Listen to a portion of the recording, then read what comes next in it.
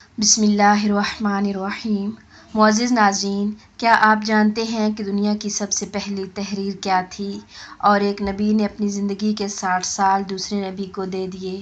آخر کیوں؟ معزز ناظرین، ایک دفعہ امام جعفر صادق علیہ السلام سے سوال کیا گیا کہ مولا، روئے زمین پر سب سے پہلا نوشتہ کون سا لکھا گیا؟ تو امام علیہ السلام نے فرمایا کہ جب خدائے قدیر نے عالم ذر میں تمام اولاد آدم کو باریک چیونٹیوں کی طرح ان کی اصلی شکل و صورت میں آدم کے سامنے پیش کیا تو نبی کو لباس نبوت میں، بادشاہ کو بادشاہی کی شان میں، مومن کو ایمان کی آن میں اور کافر کو کفر کے نشان میں، اور اسی طرح یکے بعد دیگرے نبی کے بعد نبی، بادشاہ کے بعد بادشاہ، مومن کے بعد مومن اور کافر کے بعد کافر دیکھتے دیکھتے جب جناب داؤد علیہ السلام تک نوبت پہنچی تو جناب آدم نے عرض کیا، بار الہا، یہ کون ہے جس کے سر پر تو نے نبوت کا تاج کرامت سجا رکھا ہے مگر اسے عمر بالکل مختصر دی ہے؟ ارشاد ہوا، یہ تمہارے بیٹے داؤد ہیں جن کی کل عمر 40 سال ہے۔ میں ہی عمر مقرر کرتا ہوں اور میں ہی روزی تقسیم کرتا ہوں کیونکہ میرے پاس الکتاب یعنی لوح محفوظ ہے۔ پھر فرمایا کہ اگر تم چاہو تو اپنی طویل عمر میں سے کچھ حصہ انہیں دے سکتے ہو، میں اسے ان کی زندگی میں شامل کر دوں گا۔ عرض کیا، پروردگار، میں اپنی عمر سے 60 سال ان کو دیتا ہوں تاکہ ان کی عمر 100 سال ہو جائے۔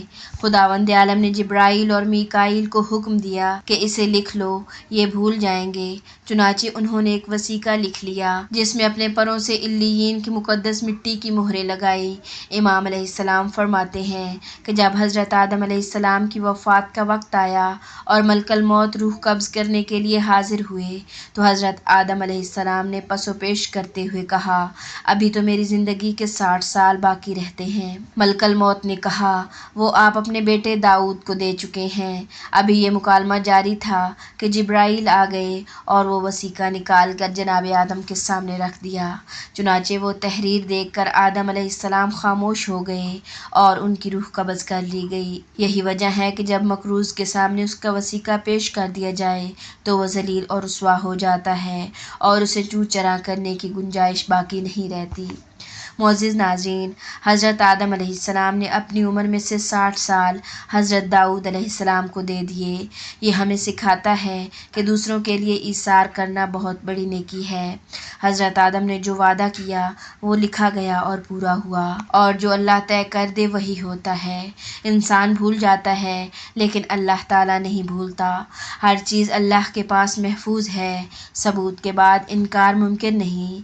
جیسے حضرت آدم علیہ السلام خاموش ہو گئے ویسے ہی قیامت کے دن اعمال سامنے آئیں گے۔ جو بات لکھ دی جائے وہ مضبوط دلیل بن جاتی ہے، جو ہم کہتے ہیں وہ ہمارے خلاف بھی جا سکتا ہے۔ یہ حدیث ہمیں سکھاتی ہے کہ وعدہ، عمل اور ذمہ داری سب اللہ کے ہاں محفوظ ہے، اسی لیے ہمیشہ سچ اور احتیاط کے ساتھ زندگی گزارنی چاہیے۔ یاد رکھیں، حضرت آدم علیہ السلام جیسے نبی بھی اپنے کیے ہوئے وعدے سے انکار نہ کر سکے تو ہم اور آپ کیسے بچ سکتے ہیں؟ آج جو ہم بولتے ہیں، جو وعدے کرتے ہیں وہ سب اللہ کے ہاں لکھا جا رہا ہے، اسی لیے سنبھل جاؤ، کل ثبوت سامنے آ گیا تو خاموشی کے سوا کچھ نہیں بچے گا۔